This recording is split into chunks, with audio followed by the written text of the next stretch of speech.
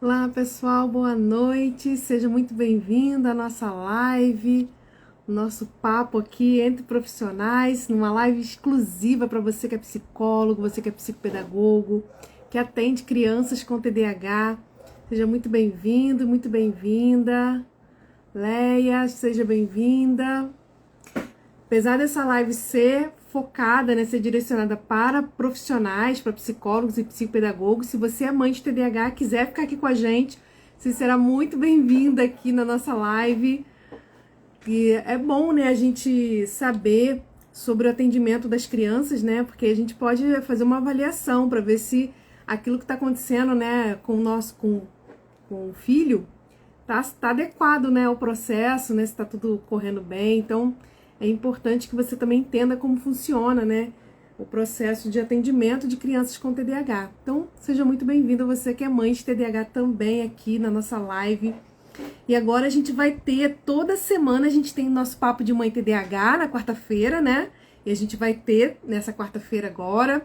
Vamos continuar falando sobre TDAH e escola, agora com a volta às aulas, né? E a gente também vai ter lives que vão ser direcionadas para psicólogos e psicopedagogos, para professores. A gente vai ter lives também voltadas para profissionais, para que você possa também se desenvolver aí nos seus atendimentos. Oi, Ana, seja bem-vinda. Muito bom ter você aqui comigo. E a gente vai ter também essas lives agora também voltada para profissionais, né, que me acompanham aqui, vários psicopedagogos, vários psicólogos me acompanham aqui no Instagram. Então a gente também vai ter esse momento nosso, né, de conversar um pouquinho sobre o processo de atendimento, né, o processo de atendimento clínico de crianças com TDAH. A gente vai falar bastante sobre isso aqui no Instagram esse ano, né, para que a gente consiga criar aí uma rede de profissionais que possam atender de uma forma mais eficiente, né, de uma forma mais assertiva as crianças com TDAH, né? É uma demanda crescente, cada vez mais a gente recebe nos consultórios crianças com suspeita de TDAH, crianças com TDAH já com diagnóstico, e a gente precisa estar preparado para isso, né? Para lidar, né, e para atender essas crianças de uma forma assertiva, né? O TDAH é um transtorno do neurodesenvolvimento que melhor tem resposta ao tratamento, né? Então a gente tem vários protocolos, né, já validados cientificamente para a gente poder utilizar, e a resposta ao tratamento é muito positiva. Então a gente tem que investir, né? E é uma área que tem crescido bastante, né? Eu tenho recebido várias crianças aí já com suspeita, né, com diagnóstico de TDAH. Tenho recebido também muita psicóloga, né, para fazer supervisão, porque estão recebendo muitos casos no consultório, né, e a gente precisa se preparar, né, e uma das melhores formas, não é a única, óbvio, né, mas uma das melhores formas de a gente se preparar para atender crianças com TDAH é fazendo supervisão, né. A gente tem que estudar, a gente tem que procurar, né, tá sempre ampliando, né, nosso conhecimento através dos estudos, né, trocando com colegas, indo para a prática, mas a supervisão nos ajuda a desenvolver algo que é precioso nos atendimentos, que é o raciocínio clínico, né? Então, o pessoal está entrando aqui, sejam muito bem-vindos. Como eu falei no início, essa é uma live voltada para psicólogos e psicopedagogos. Esse é o público de hoje, né? Mas se você é mãe de TDAH e está aqui, seja muito bem-vinda também. Você vai poder aproveitar aqui a nossa live e aprender junto com a gente, tá? Na quarta-feira, a gente tem o nosso papo de mãe TDAH às 19 horas. A gente vai continuar no mês de fevereiro falando sobre TDAH e escola, e a gente vai aprofundar um pouquinho mais esse assunto aqui no mês de fevereiro. Conversamos no mês de janeiro e vamos continuar em fevereiro. E agora também a gente vai ter as lives voltadas para os profissionais, tá bom? Então já recebemos aqui o pessoal tá entrando, boa noite. Vamos começando, né? Eu queria só que quem fosse entrando, quem já entrou aqui, se puder colocar para mim se é psicóloga ou psicopedagoga, eu agradeço para eu dar uma... Porque às vezes no nome vem, né? No nome aqui vem, mas tem hora que tem o nome que não tá escrito, então a gente não sabe se é mãe, se é psicóloga, se é psicopedagoga, para eu já saber mais ou menos qual o público e direcionar aqui a minha fala para atender melhor vocês. E a live de hoje, enquanto vocês estão escrevendo aí, ela vai trazer os 5 principais erros que nós cometemos, porque eu também já cometi muito esses erros, no atendimento de crianças com TDAH, né? Agora, fazendo supervisão, né, principalmente de psicólogos, né, mas também de psicopedagogo, de TDAH, de casos de TDAH, eu tenho percebido que esses 5 erros, eles são recorrentes, né? Geralmente, os casos que chegam para supervisão têm ali algum desses erros ali presente e que às vezes é um desses erros que está atrapalhando todo o processo, ou que está deixando você, né, psicólogo, psicopedagoga, um pouco mais, um pouco perdida aí na hora de traçar, né, um plano de intervenção para o TDAH. Ó, a Renata é psicóloga, infanto-juvenil. Muito bem, Renata, seja bem-vinda. Eu vi que tem gente aqui que entrou que é psicopedagoga. Deixa eu ver aqui, o pessoal que tá aqui. Ok. Vamos lá, vamos começar, né? A gente vai falar então dos 5 principais erros. E a gente vai começar com o primeiro, que eu acho assim, que é o erro mais comum, né, que eu tenho percebido nos casos que eu tenho atendido para supervisão, que é um dos erros mais comuns, que é o seguinte: não fazer uma avaliação quando recebe a criança que já tem um laudo. Então, eu sou psicóloga, ó, a Gleides é psicopedagoga, legal. Então, eu sou psicóloga, eu sou psicopedagoga, eu recebo uma criança para atendimento e essa criança já vem com um laudo. E aí, o que acontece? O que eu percebo na maioria dos casos, tá? É que o profissional não faz a sua avaliação clínica por conta da criança já ter um laudo do TDAH.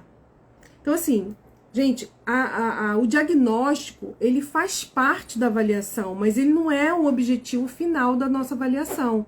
A nossa avaliação, ela tem o objetivo de mapear, né, de entender tudo que está acontecendo com essa criança e traçar ali, né, pontos positivos, né, do que está acontecendo, pontos de dificuldade. Então, a nossa avaliação ela é muito mais ampla do que simplesmente chegar num diagnóstico. O diagnóstico ele pode acontecer ou não através da nossa avaliação. Então, se uma criança chega pra gente com um laudo de TDAH fechado, a nossa avaliação ela não vai ter o objetivo ali de fechar um diagnóstico, porque ele já tem um diagnóstico fechado, né? Mas ela precisa acontecer. Ó, é Belas, né? Rezende Belas. Também é psicóloga. Seja bem-vinda. Então, assim, um dos principais erros que acontecem é você não fazer uma avaliação, seja na psicopedagogia, seja na psicologia, quando você recebe uma criança com laudo. E isso serve não só para TDAH, mas qualquer tipo de laudo. E por que isso é um erro? Porque quando a criança chega com laudo, né, ela só chega dizendo que ela tem TDAH.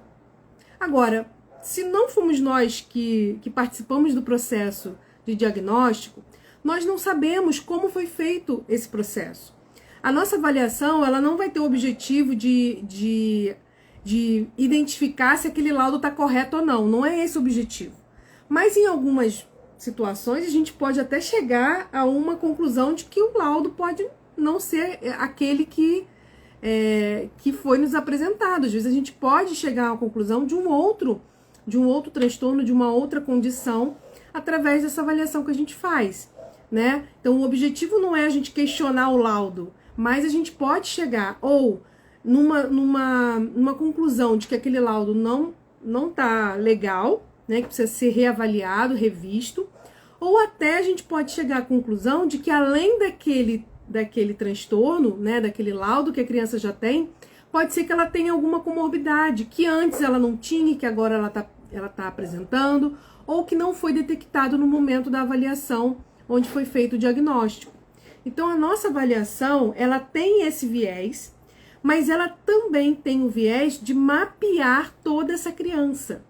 Gente, não dá pra gente definir plano de tratamento só pela uma conversa que a gente tem com os pais, só pelo que o pai e a mãe diz. Ah, ele tem problema na escola, ah, ele tem problema que ele briga muito, ah, ele é desobediente. Não é só pela queixa que a gente define plano de tratamento, né? A gente define um plano de tratamento depois que a gente faz uma avaliação completa dessa criança, dentro dos aspectos que fazem parte, né, ou do processo de avaliação psicológica ou de um processo de avaliação psicopedagógica. Então a gente precisa fazer uma avaliação completa dessa criança. É claro que quando a criança chega com laudo, muitas coisas a gente já vai direcionando o nosso olhar, né, para alguns pontos, e às vezes a gente ganha um pouco de tempo, né, porque a gente já tem ali um diagnóstico fechado. Mas a gente precisa fazer todo o processo de avaliação. Então, um dos principais erros, né, e eu vejo isso, eu acho que é um dos que mais acontecem, é o profissional querer traçar um plano de ação, um plano de tratamento, sem antes fazer uma avaliação.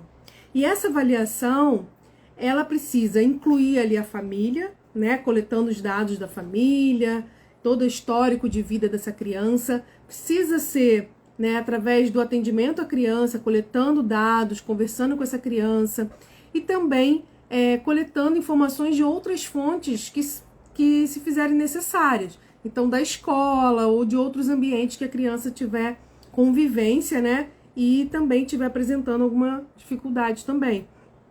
Então, assim, o processo de avaliação, ele que vai definir qual o caminho que a gente vai seguir no tratamento. Sem avaliação, a gente não sabe para onde vai. E aí, acontece uma coisa que também é um erro, né, do nossos atendimentos, que é não saber por onde começar. Então, assim, muitas vezes, quando o profissional me procura para fazer supervisão, a necessidade, né, aquilo que o profissional fala para mim é o seguinte: Juliana, eu não sei por onde começar. Eu tô com muitas demandas aqui, muitas situações, eu não sei por onde começo, né? Qual o caminho que eu vou seguir? E isso é uma dúvida que é gerada principalmente pela dificuldade, né, do profissional de entender que, independente da criança ter um laudo ou não, precisa ser feita uma avaliação, tá? O pessoal tá entrando aqui, né? A Flavinha entrou. Gente, essa live de hoje é uma live voltada para profissionais, uma live para psicólogos e psicopedagogos, né? Mas você que é mãe de TDAH, quiser ficar aqui com a gente, vai ser muito bem-vinda. Você vai poder entender um pouquinho, né, como funciona ali o processo de terapia, até para identificar, né, se a terapia que seu filho está fazendo está de acordo aí com alguns pontos que são essenciais, né, para garantir aí o sucesso do tratamento, né? Então a gente começou falando de um dos principais erros, que é não fazer uma avaliação quando recebe a criança já com laudo fechado. E essa avaliação, quando ela não é feita, gera no profissional uma dificuldade de fechar o plano de tratamento, porque sem uma avaliação eu não consigo identificar precisamente quais são as dificuldades dessa criança, quais são as habilidades que ela já desenvolveu, e eu também não consigo definir quais são as prioridades.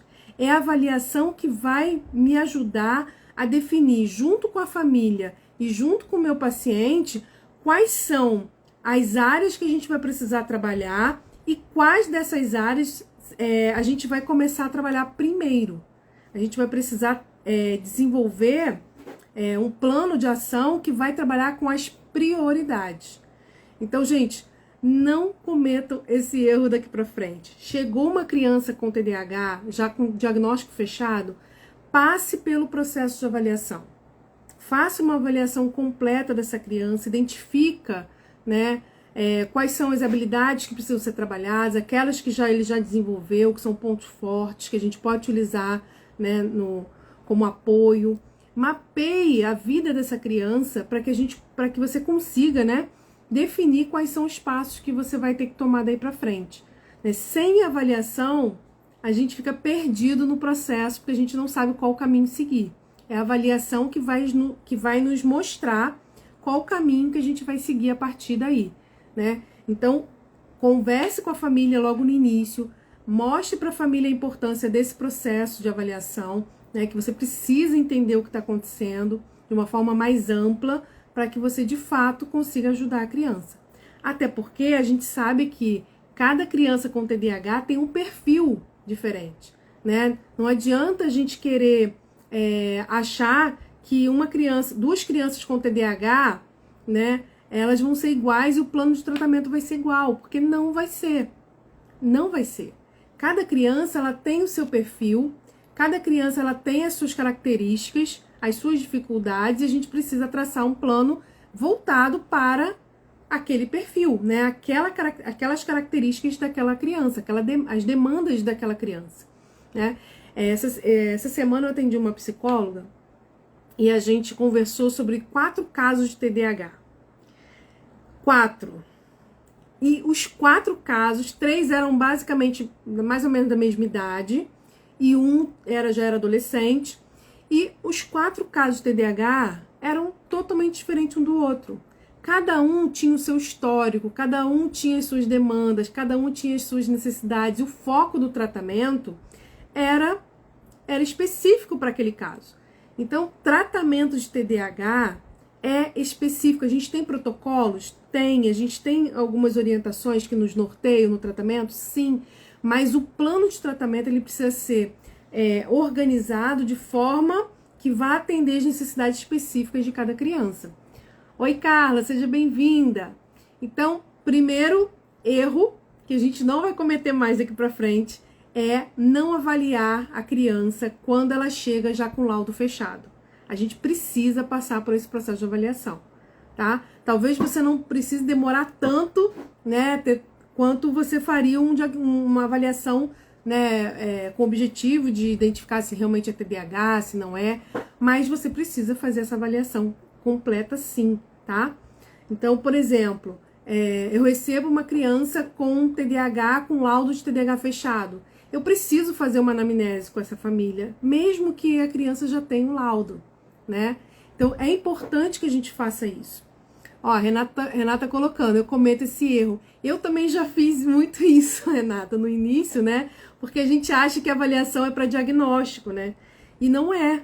E a avaliação é o nosso ponto de partida, né? A partir da avaliação é como se fosse nossa bússola. É a partir dela que a gente traça os nossos objetivos, as nossas metas, né? Seleciona as estratégias que a gente vai utilizar, né? Então, eu acho que, eu não vou falar 100%, mas quase 100% dos profissionais que me procuram para fazer supervisão cometem esse erro, né? E isso é algo que a gente não é um absurdo, Juliana. Não é um absurdo. A gente está aqui para aprender, né? E cada vez mais aprimorar a nossa prática. Por quê? Porque a gente faz essa faculdade, né? Quem é psicóloga aí, quem é psicopedagoga mais ainda, porque é uma pós-graduação, um tempo curto, né? E a gente não aprende tudo. E a gente precisa aprimorar os nossos atendimentos a partir mesmo de estudo, né? De conversas com outros profissionais, de supervisão. Então, por isso, a gente vai ter essas lives periódicas aqui também no Instagram, voltada para você que é psicólogo e psicopedagogo, para que você se sinta mais seguro na hora de fazer uma avaliação ou na hora de montar um plano de tratamento para criança com TDAH, tá bom?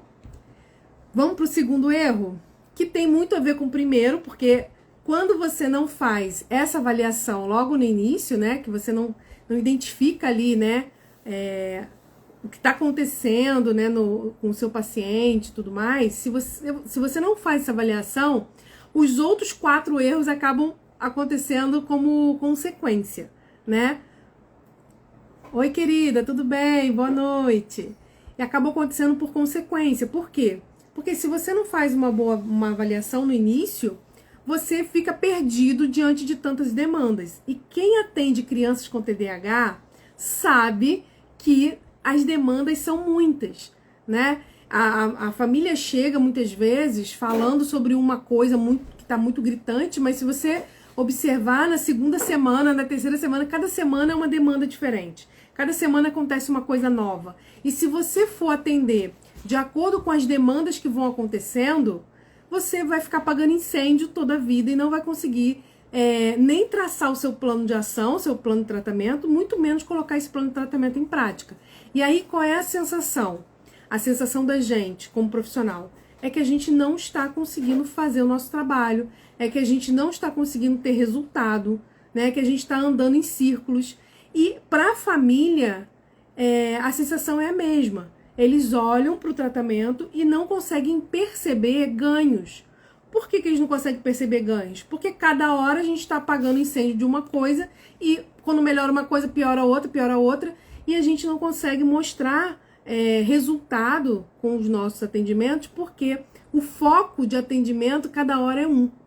E isso é um problema também. Então, o segundo erro, né, mais comum nos atendimentos, que eu tenho percebido aí, né, é não traçar, a partir da avaliação, as prioridades do atendimento.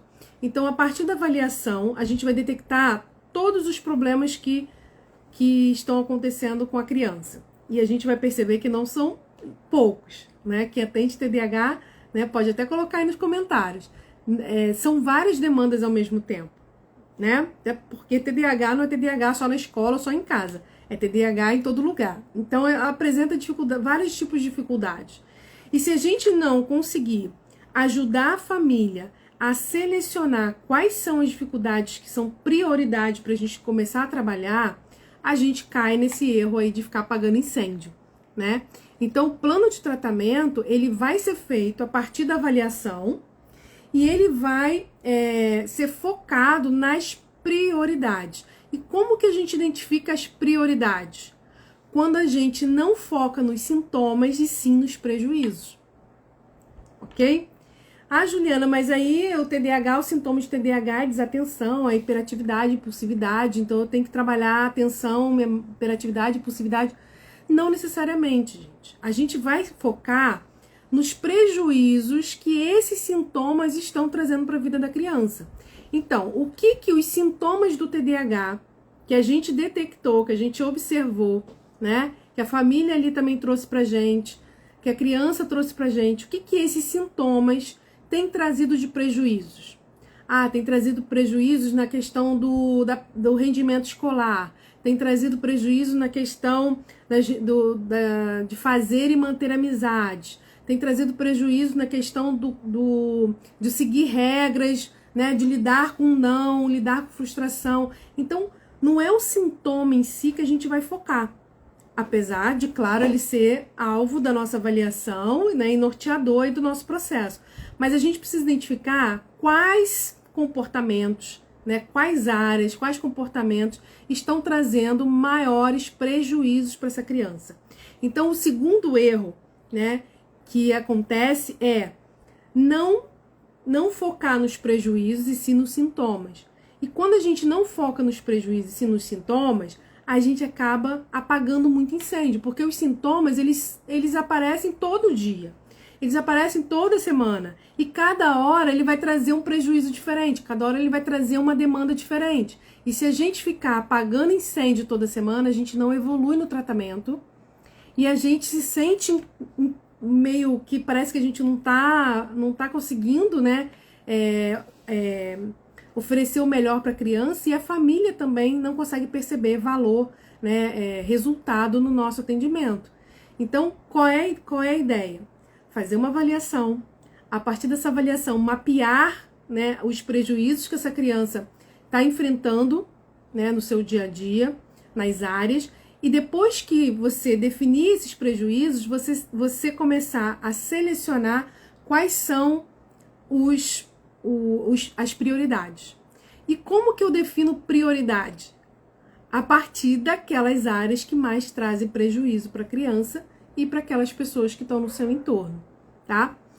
Você que é mãe de TDAH que está entrando aqui, né, que está assistindo com a gente, isso é algo importante até para você quando você vai ao psicólogo, você vai procurar um profissional, né? Quando você for conversar com o psicólogo, fale sobre essas áreas onde você percebe que a criança está tendo maior prejuízo, né? E foque naquilo que é prioridade, porque não dá para a gente trabalhar tudo ao mesmo tempo, né? A gente está trabalhando com um cérebro que precisa de estímulos constantes, que precisa de estímulos de médio e longo prazo. Se você trabalha uma semana uma coisa, na outra semana outra coisa, na outra semana outra coisa, você não tem constância no tratamento. E sem constância no tratamento, não há evolução, ok? E aí você vai ficar patinando no mesmo lugar e não consegue perceber aí mudanças. Então, muitas vezes a criança fica muito tempo em terapia e você não percebe nenhum valor, né? Nenhum valor não. Você não percebe nenhum resultado, né, mais visível por conta disso. Porque não foi estabelecido as metas, né, que são feitas a partir da avaliação e metas que são definidas a partir dos prejuízos que mais afetam a vida dessa criança, né, e a família, o entorno, né, que ela frequenta, né, os ambientes que ela frequenta. Então, quando a gente vai traçar um plano de tratamento, a gente olha para a nossa avaliação e a gente pinça da avaliação aquilo que é prioridade, ok? Agora, definir prioridade não é só definir o que é prejuízo, né? O prejuízo é aquilo que é o nosso balizador, ok? Mas a gente precisa entender que às vezes tem coisas que estão por trás daquilo, né? Então, por exemplo, hoje eu estava fazendo uma supervisão e a gente estava conversando, né, sobre uma dificuldade do adolescente de colocar a rotina de estudo, de implementar a rotina de estudo, etc, etc, e tal. E aí eu tava conversando assim, que não adianta muito a gente querer implementar uma rotina de estudo se esse adolescente não segue regras do dia a dia em casa. Porque quando você coloca uma regra para ele, né, uma rotina, ele não vai seguir, porque para ele seguir ou não seguir dá no mesmo, em termos de consequência, né? Então, se os pais não conseguem colocar o mínimo de regras no dia a dia desse adolescente, não conseguem minimamente fazer com que ele siga essas regras no dia a dia, como que esses pais vão querer e cobrar desse adolescente que ele siga, que ele estude, né? Tem ali uma rotina de estudo, se o dia que ele não fizer, não acontece nada, né? E o dia que fizer também não acontece nada.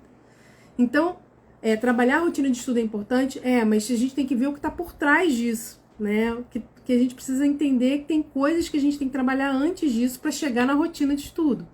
Então, definir o plano de ação é você olhar para a avaliação e pensar dessa avaliação aquilo que é prioridade naquele momento e investir um tempo de atendimento nessa prioridade, que vai ser a nossa meta principal.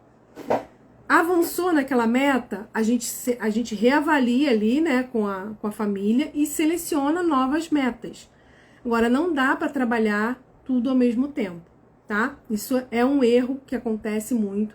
Então, por exemplo, vamos colocar que você definiu ali junto com a família que a meta de atendimento vai ser a questão da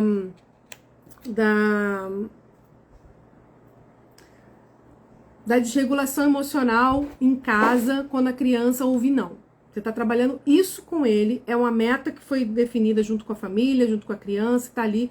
Você está focando na questão da regulação emocional, ok? Ok.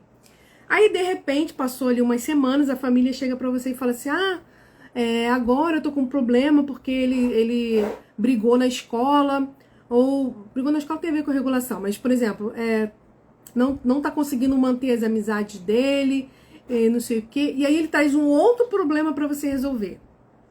Se você para o trabalho que você está fazendo de regulação emocional e começa a atender a demanda de habilidades sociais ou de alguma outra demanda que surgir, você não vai conseguir terminar o seu trabalho, você vai começar a atender outra coisa, aquilo vai ficar pela metade, não vai ter consistência de atendimento, não vai ter resultado, e aí você começa outra coisa do zero e aquilo ali se perde. Então, a família precisa entender que você está focada numa meta. Você não é bombeiro para apagar incêndio. Apesar de, em alguns momentos, a gente, né, ter algumas emergências, né? Mas, de um modo geral, a família precisa estar ciente, clara, daquilo que você está trabalhando. O foco que você está dando nos seus atendimentos, para que ela perceba o resultado naquele objetivo que vocês traçaram. Tá bom? Até aí tudo bem, pessoal?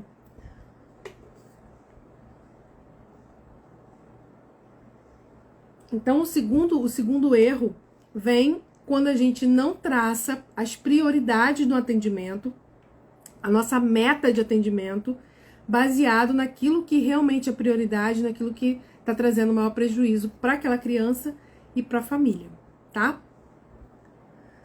Vamos lá.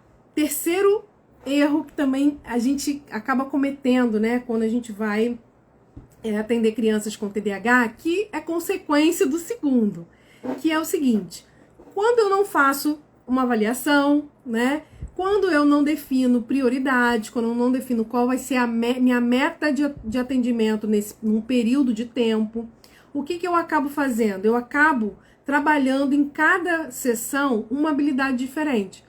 E isso acontece tanto com psicólogos quanto com psicopedagogos. Então, uma sessão eu trabalho a atenção, aí eu faço um monte de atividades, jogos que trabalham a atenção da criança. Aí tá. Aí semana que vem eu trabalho jogos que vão estimular controle inibitório. Aí na outra semana eu trabalho jogos que trabalham a memória da criança. Gente, habilidades cognitivas, né, funções cognitivas, elas precisam de treino, elas precisam de tempo para elas se desenvolverem.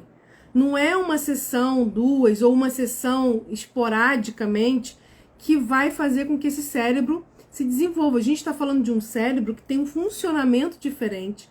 A gente está falando de um cérebro que tem uma imaturidade no seu desenvolvimento.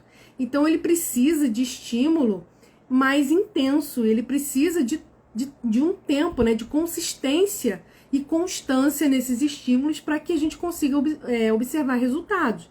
Então, quando a gente definir lá nas nossas metas, né, qual a meta que eu vou trabalhar, qual é o prejuízo que está mais, qual é a situação que está trazendo maior prejuízo, e a meta que eu vou trabalhar naquele tempo, né, ou 3 meses, ou 4 meses, enfim, um período aí que você definir no seu plano de trabalho, eu preciso focar nessa meta por aquele período. Eu não posso ficar naquela habilidade naquele período, eu não posso ficar trocando o tempo todo.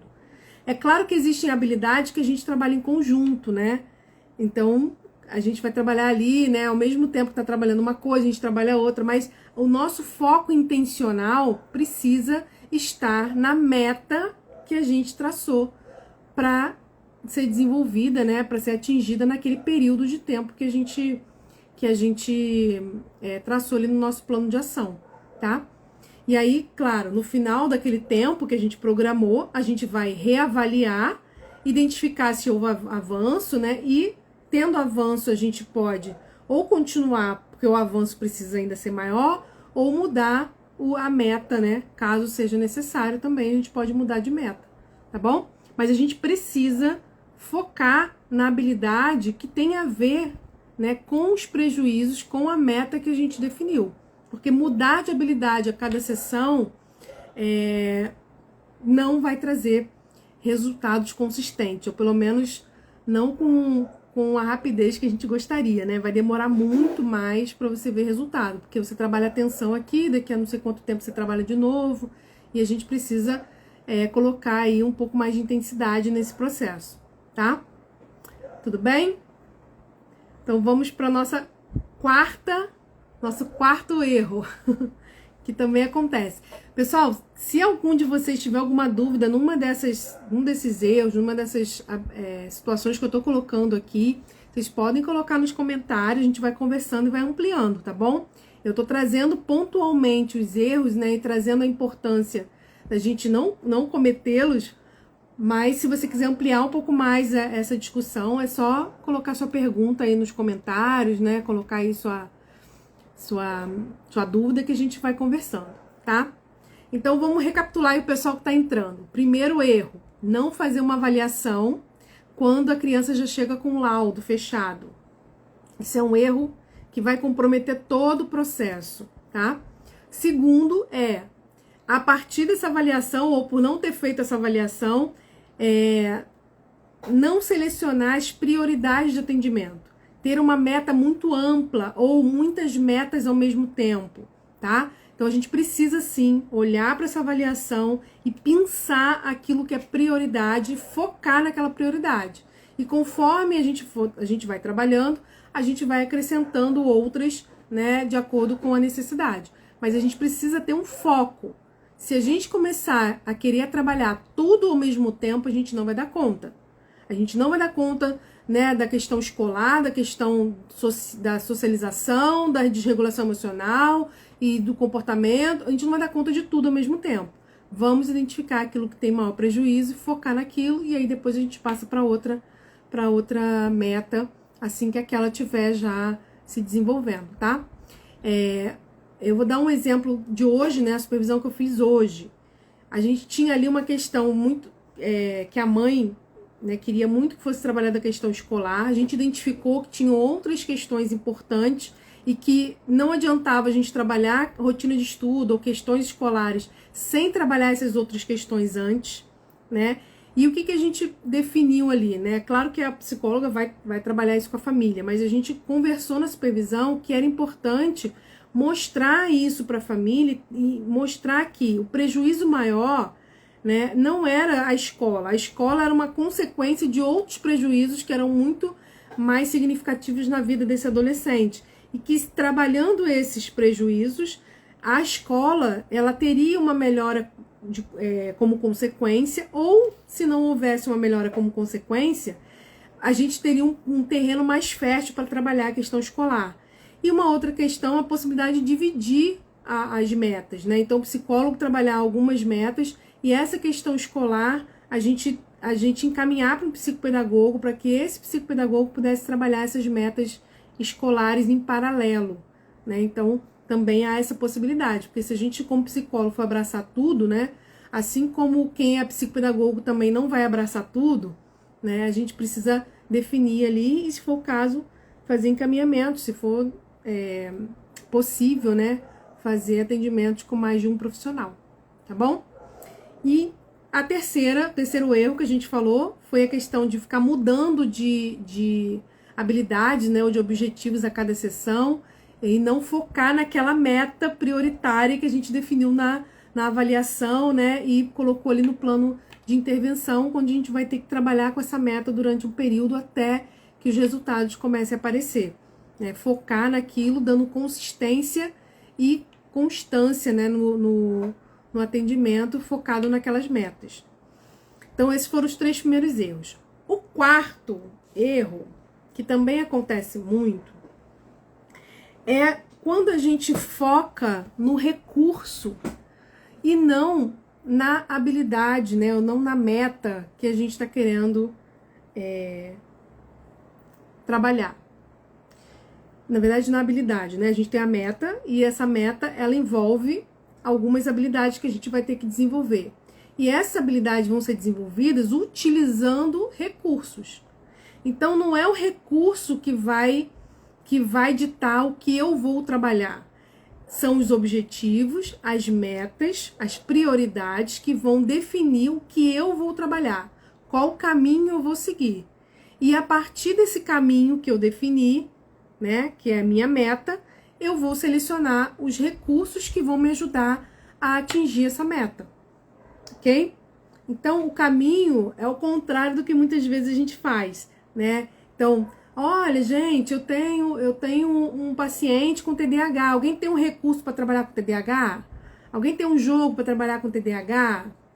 Né? Ou então, um jogo para trabalhar atenção, um jogo para trabalhar controle inibitório.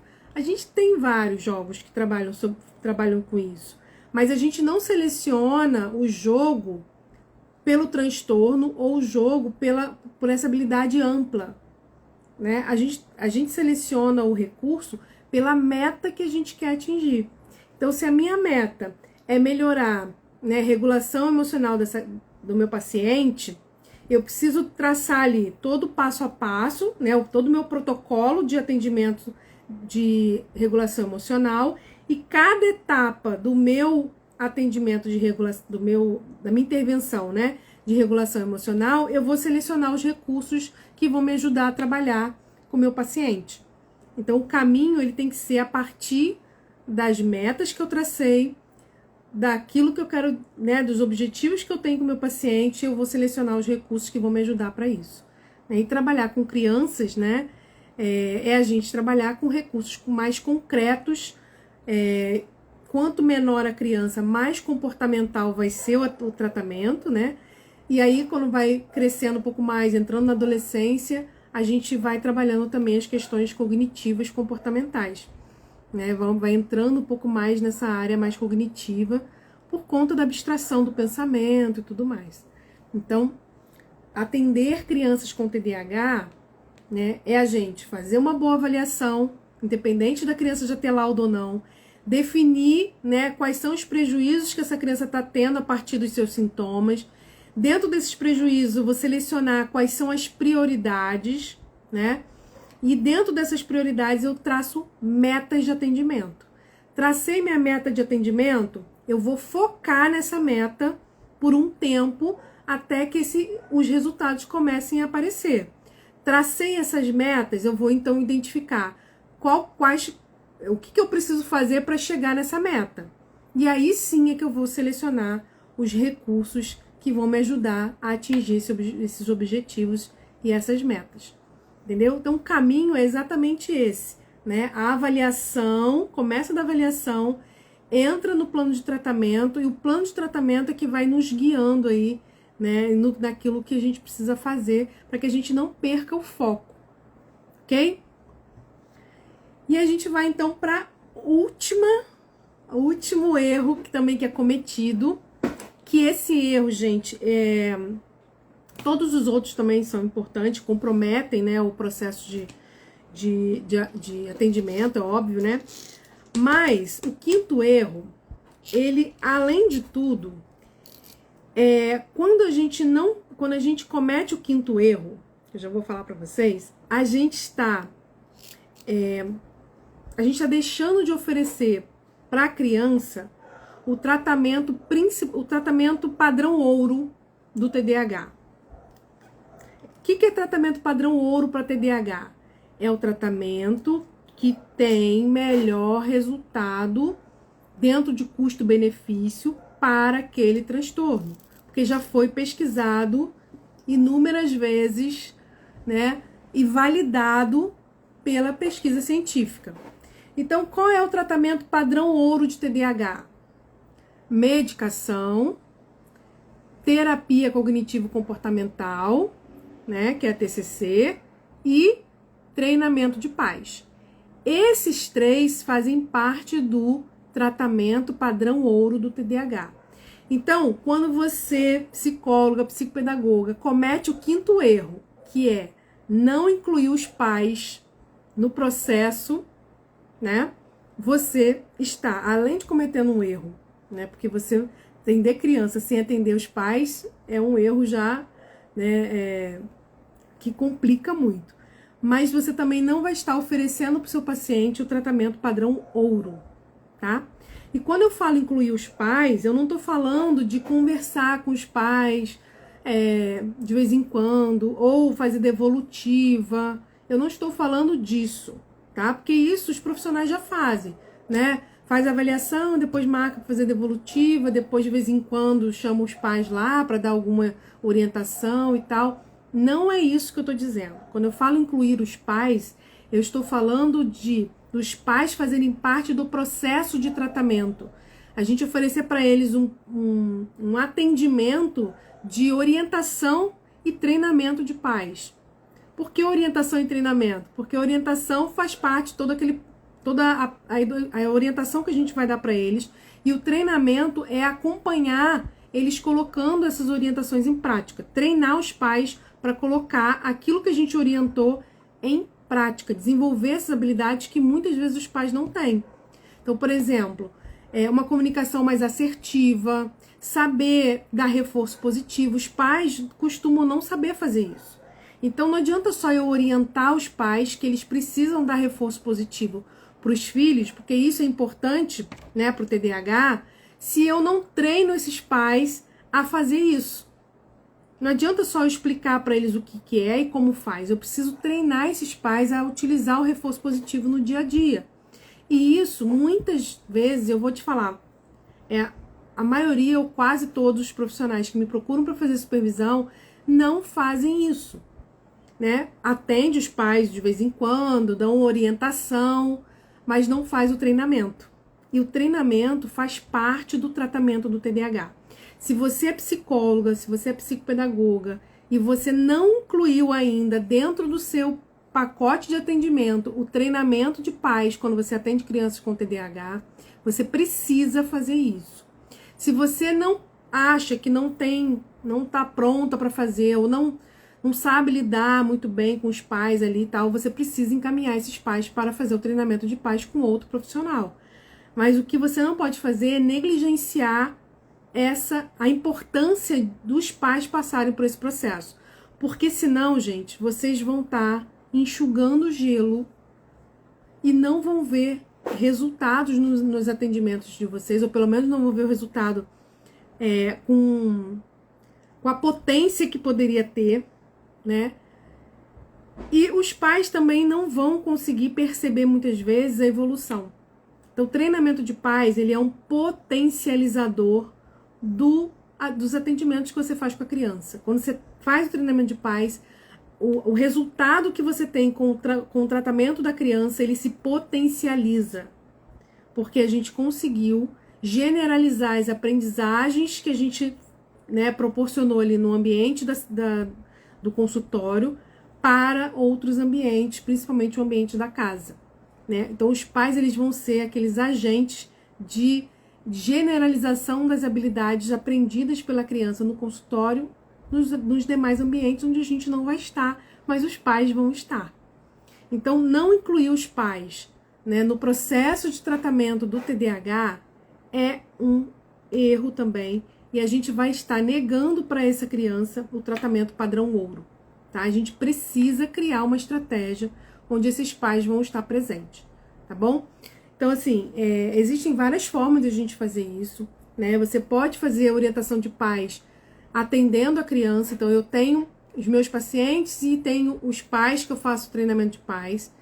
Eu tenho os meus pacientes, né? Eu tenho pais que eu faço orientação de pais, mas que os filhos não são meus pacientes, né?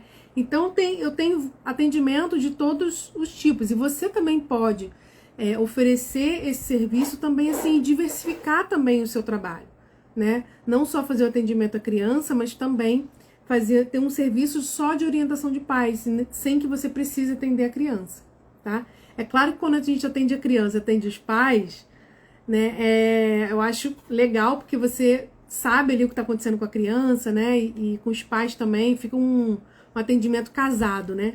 Mas não necessariamente você precisa fazer os dois trabalhos, tá? Você pode ser a psicóloga da criança e encaminhar a criança para uma orientação de pais com outro profissional, ou você pode fazer orientação de pais e a criança está sendo atendida com outro profissional. Então, hoje eu tenho tanto pais que eu atendo a criança, eu tenho pais onde eu fiz supervisão de uma psicóloga e ela encaminhou os pais para eu fazer o atendimento. Então, ela atende a criança e eu atendo os pais.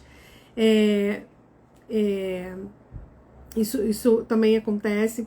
Tem um caso também que eu faço de orientação de pais, que a gente fez no final do ano passado um encontro, né? O pai, a mãe, eu e a psicóloga do filho, né?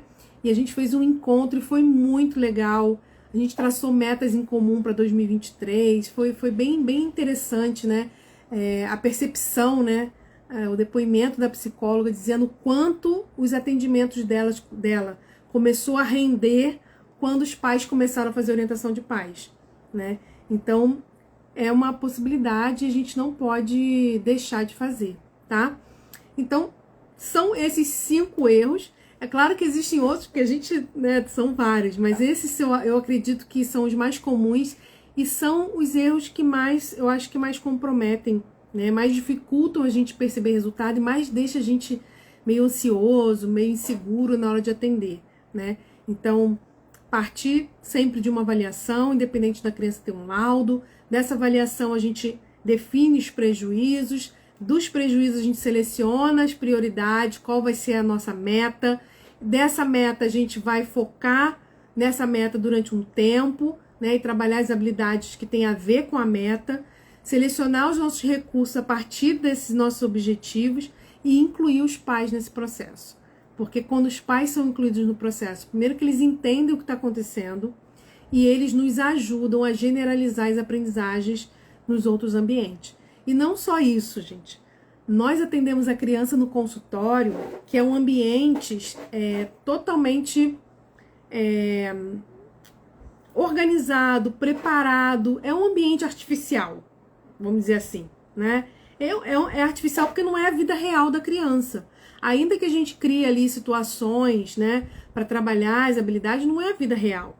Então, uma coisa é um paciente meu de 10 anos jogar comigo e outra coisa é ele jogar com os coleguinhas da idade dele na escola, né? Então, claro que ali comigo ele vai demonstrar as dificuldades dele, vai, mas é diferente de quando ele tá com as crianças na escola.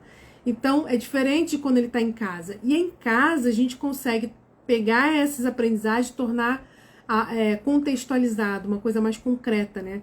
Porque as habilidades que a gente trabalha no consultório, no fundo, são habilidades de vida, né? Habilidades de vida diária, que são usadas no nosso dia a dia.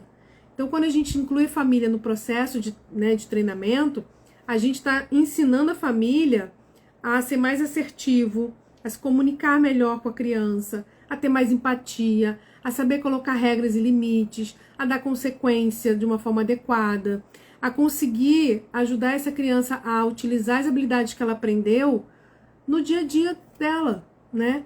Na hora de arrumar o quarto, na hora de tomar banho, na hora de organizar os materiais, os brinquedos, enfim. No dia a dia, né, que ela tá ali na casa dela, tá? Deixa eu ver quem ainda tá aqui. O pessoal ainda tá aqui, graças a Deus. Ninguém me deixou falando sozinha. As mães, eu ouvi várias mães entrando aqui, né? E como eu costumo fazer live sempre para as mães, né? As mães já entram, né? Como o assunto hoje é para profissionais, as mães entram e saem, né? Algumas até ficaram, mas algumas saíram. Mas as psicólogas, psicopedagogos agora, a gente vai ter um momento, né? Não vou dizer para vocês por enquanto que vai ser toda semana, mas que eu tô ainda me organizando na data. Ainda tô vendo se eu vou fazer na segunda, se eu vou fazer no sábado. Vou fazer uma enquete depois para definir qual vai ser o dia da semana que a gente vai ter live só para profissionais, onde a gente vai conversar sobre todo esse processo, né? Todas essas etapas que eu falei aqui, a gente vai esmiuçar cada etapa dessa nas lives que a gente vai fazer daqui para frente. Toda quarta-feira a gente tem o nosso papo de mãe TDAH, né? E aí é um papo de mãe, e aí, claro, né? Os profissionais aproveitam ali para ver as orientações que a gente dá para as famílias, né? E utilizar nos seus atendimentos. É uma live muito importante. Mas a gente também vai ter o nosso papo aqui, né? De profissional para profissional, para a gente poder avançar junto, né? No nosso processo aqui de atendimento. Tá bom? Pri Alcântara, obrigada, você também. Muito obrigada. Alguém ficou com alguma dúvida, queira tirar, aproveita. A gente tem aí um tempinho ainda. Se quiser perguntar alguma coisa dentro do que a gente falou, quiser comentar alguma coisa, pode ficar à vontade. A gente aproveita esses minutinhos aí que estão sobrando aí pra gente poder tirar dúvida, tá? As mães já estão acostumadas a fazer live comigo, então as mães já falam, né? A gente faz a live conversando o tempo todo, né? E é muito bom. Aí as profissionais agora estão começando a chegar, a gente está começando a fazer live agora, então a gente vai criando esse relacionamento aos poucos, né? Mas é assim mesmo. Então, se você tiver alguma dúvida, vou dar só um minutinho aí para se alguém quiser colocar alguma coisa, senão a gente encerra. Mas semana que vem a gente tem mais. A gente vai ter outra live para profissionais semana que vem. Eu só vou definir ainda qual vai ser o dia. Tá bom? Podemos encerrar então? Gente, muito obrigada. Tenha uma ótima semana. Sim, vai ficar gravado sim, tá? Vai ficar gravado aqui no Instagram e eu também vou colocar no meu canal do YouTube. Se for melhor para você assistir lá no YouTube, o meu canal do YouTube, eu vou colocar aqui, tá? Pra você, YouTube. Juliana Deodato. Aí vai ficar gravado lá, tá bom? E aí você vê o iniciozinho, que o início acho que é o mais importante, porque a partir do primeiro erro é que os outros 4 se desencadeiam, tá bom? Então vamos lá. Beijão, pessoal, ótima semana pra vocês. Qualquer coisa é só me chamar aqui no direct, tá? Tchau, tchau.